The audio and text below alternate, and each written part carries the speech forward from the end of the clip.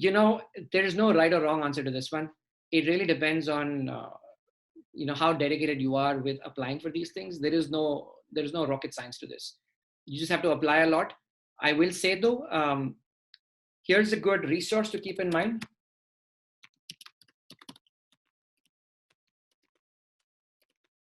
Check out that website, scrummasterchecklist.org. It's a freely available checklist of about 50 or 55 odd things that a Scrum Master should be doing for their team on a regular basis.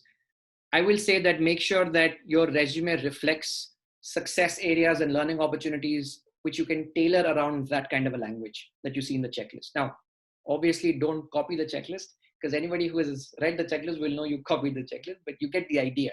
And the idea is that you're tailoring your content and whatever you're trying to position yourself in your resume around that sort of language. Like back in the day when I used to hire Scrum Masters, that's the kind of stuff that I would look for, right? That would get you a foot in the door from just a visibility standpoint. After that, it's all of the scenario-based discussions that you would have in your interviews and how you answer those questions. One quick interview tip that I'll share with you, which I often do whenever I hire. Now I don't hire Scrum Masters, but I do hire Agile coaches and trainers and managers and stuff. So the way sometimes we will check for understanding is we will try and tempt the person who's the interviewer, rather. We'll try and tempt them to answer a question they want to answer instead of the question that is being asked. So the question you want to answer will be very similar to the question the person is asking you, except it'll have context that you have attached based on your experience. So my recommendation would be, no matter how good or bad your implementation of Scrum or Agile has been in your past experience, don't let that drive your understanding of what the concept is. Let it influence and let it inform it, but don't let it drive it. Meaning, just because you haven't seen it done right doesn't mean it doesn't happen. It just means you haven't seen it. So keep an open mind, look for resources. Maybe there are better ways of doing it.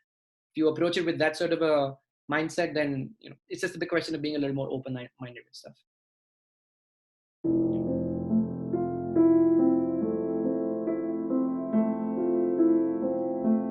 Yeah, I just put in the chat the model you want to look at.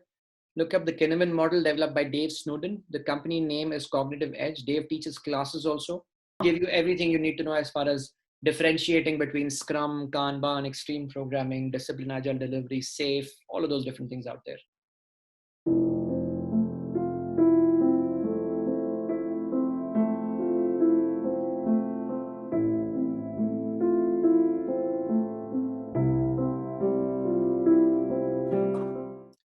So the way you want to think about project management is, in my experience, what I've found is that obviously in Scrum, there is no role of a project manager. Doesn't mean that your role is obsolete though.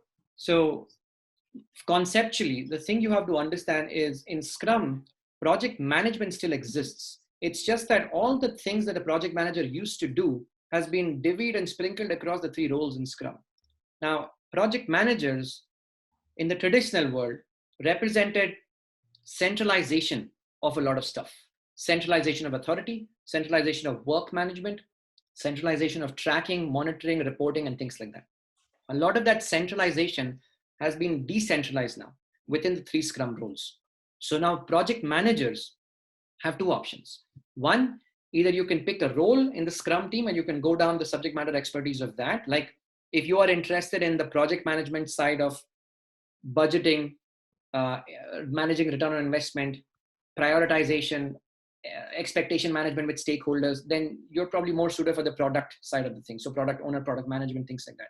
If you are interested in project management from a risk assessment standpoint, dependency management standpoint, coaching the team, helping them stay focused on the goal, removing additional distractions like scope creep and things like that, handling those kinds of things, and removing impediments for the teams, mentoring.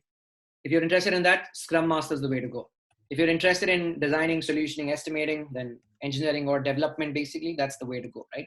So depending on which way you pick, you can go down the subject matter expertise roles with that. That's option number 1. Option number 2 is you can remain as a project manager and you just relinquish the authority, but you still maintain the advisory capability you have. So now project managers become active stakeholders to Scrum teams, just like all the other end users and stuff. So project managers have a lot of up and about, information view of how the change management processes work in a company, how the deployment processes work in a company, how the stakeholders are engaged with certain areas of the company.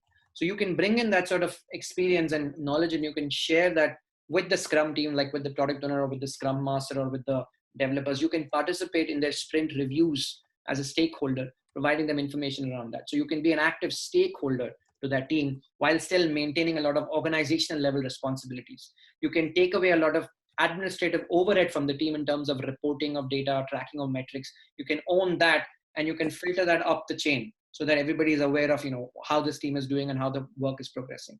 I mean, project management is a great skill to have in general. I got my PMP certification almost a decade ago. I still maintain it to this day. Skill, it's not an irrelevant skill. It's just that the way project management used to be done has changed in the agile space of things. It's not so centralized anymore. It's more decentralized now.